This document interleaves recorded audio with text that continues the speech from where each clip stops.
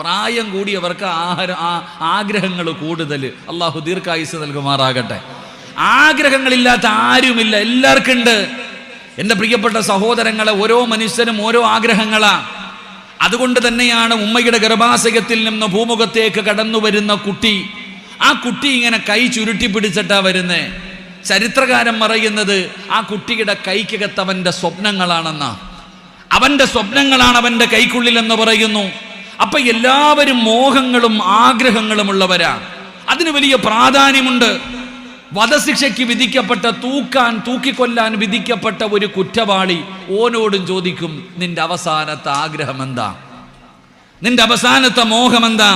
സാധിപ്പിച്ചു കൊടുക്കാൻ പറ്റുന്നതാണെങ്കിൽ ആ കൊടും കുറ്റവാളിയുടെ ആഗ്രഹം വരെ സാധിപ്പിച്ചു കൊടുക്കും. കാരണം അതവന്റെ ആഗ്രഹമാ, അതവന്റെ സ്വപ്നമാണ്, അവന്റെ മോഹമാണ്.